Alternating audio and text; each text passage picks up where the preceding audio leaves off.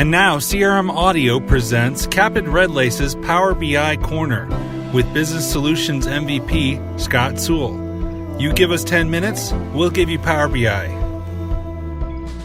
Well, Scott, Captain Redlaces, how are you doing today? I'm doing great, Joel.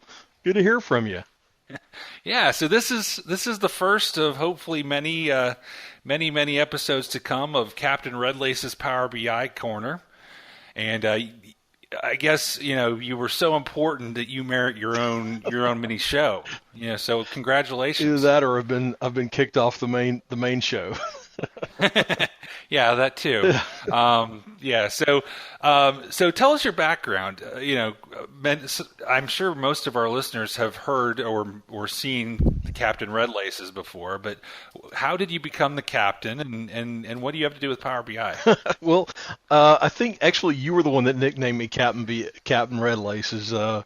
I'm very proud of that fact because I've never been able to name a pet or a dog or anything. The only name that I've ever picked for something that stuck was Captain Redlaces. Yeah, I appreciate that. You were mocking my shoes one time, but that's pretty funny. So I've been with Hitachi, and before that Customer Effective for about 12 years on and doing CRM implementations. And over that time, I think everybody kind of gravitates to what they get excited about or interested in with the different parts of it. And I found that over the years, I've been more focused on the data side of CRM, and which has kind of naturally led to, early on it started into integration stuff, and then it went into, writing reports and trying to build dashboards using SSRS.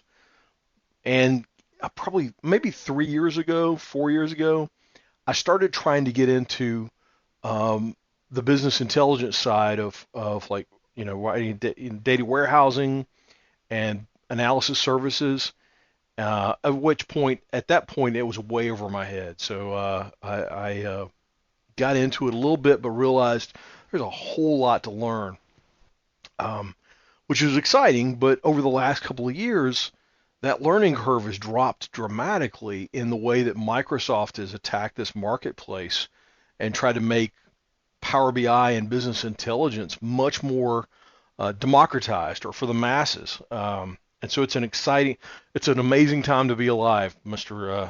Lindstrom, where it's fun to be a part of CRM and Power BI these days. That was probably a better choice than turning into the Dynamics marketing guy. Yeah, it was either that. It was between that and Paribus. But I've fallen this direction.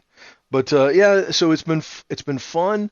And it kind of plays to what I'm naturally interested in, which is, mucking around with big chunks of data. It's a lot of fun to play with, but the fun part about it has been how that Microsoft is just this piece of the CRM experience has just exploded in terms of capabilities in the last couple of years. Sure. And we're seeing that play out. Sure. So, Scott, you and I were talking about a week ago, and I'm impressed with how these two products, Power BI and Dynamics 365, are coming together. We've got now Dynamics 365 and the mobile.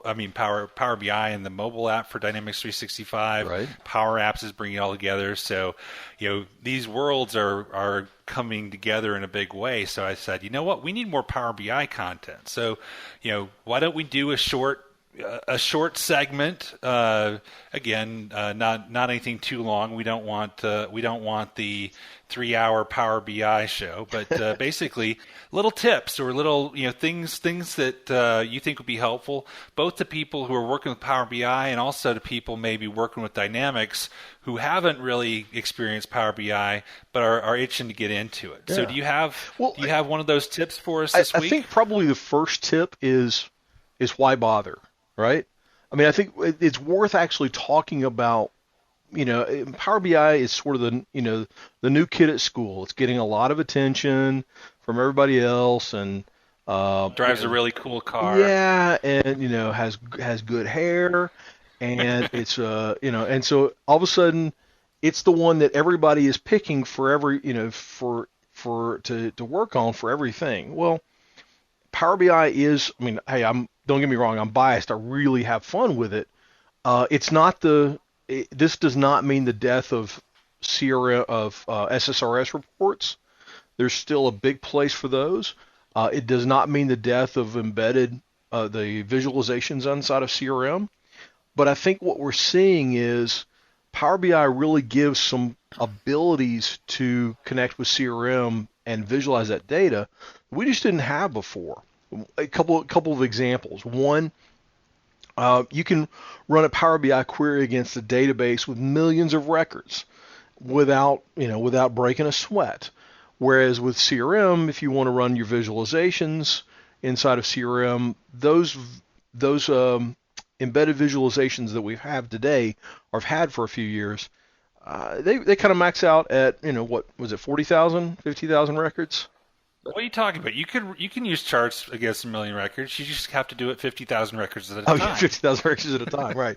So I mean, they kind of hit a wall of a threshold real quickly of the volume of records that you can hit. Additionally, like SSRS reports that are trying to run tabular things, those are actually better. Even today, you stack them up and say which one. If I need to write a report that looks like a call sheet or a customer profile report that I'm going to send to a sales guy to go out and meet with a customer, sort of a tear sheet for him. I'm going to write that in SSRS because that's where that tabular paginated data really is terrific to run that in. But on the flip side of that, if I want to run metrics about call statistics or opportunity values over time and I want to slice it different ways, I want to visualize it with graphs and stuff, and maybe I'm looking at millions of records at a time.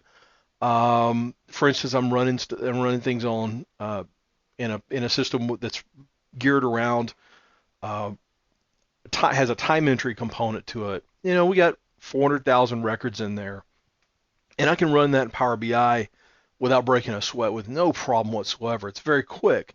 You just couldn't do that in an SSRS report. So why is it cool? It's got a lot of capabilities that we just didn't have to us.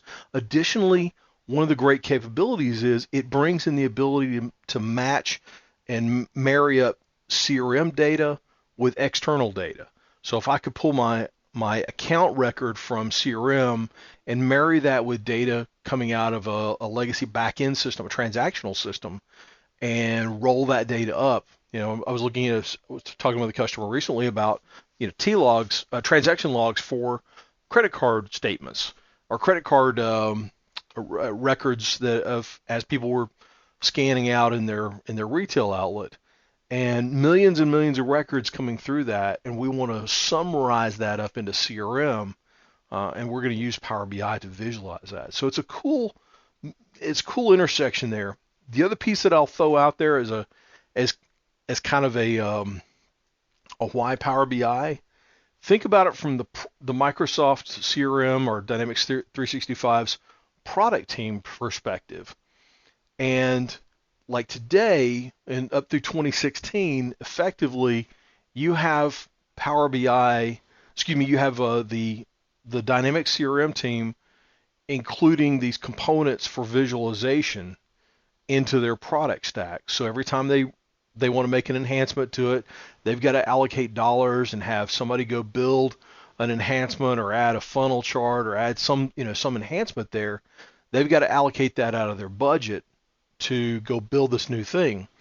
Well, flashback to about a year ago, they start looking across campus and looking over at building 44 or whatever and saying, hey, look, this Power BI team is going great guns into this visualization. Why should we spend marketing dollars, or development dollars on building something that effectively competes with that? Why don't we just tap into that and bring that into CRM? So from a leverage perspective, they're really tapping into Power BI because that saves them development dollars, and the development that's on this rocket accelerating platform of Power BI, all those features and goodness, or as Jujar says, goodness in multiple dimensions, all that comes into CRM. So it's an exciting time to be a part of it, and that's why I think going forward, this is the horse to bet on because this is where Microsoft is investing in and where we're going to see a lot of payoff.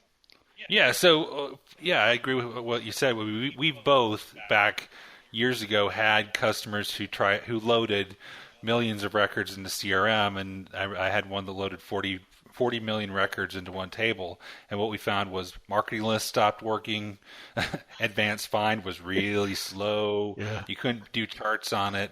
So yeah, that makes a lot of sense. But it almost sounds like, because you're right, you still need SSRS if you want an account summary report because it's not doing that formatted PDF export report. Right.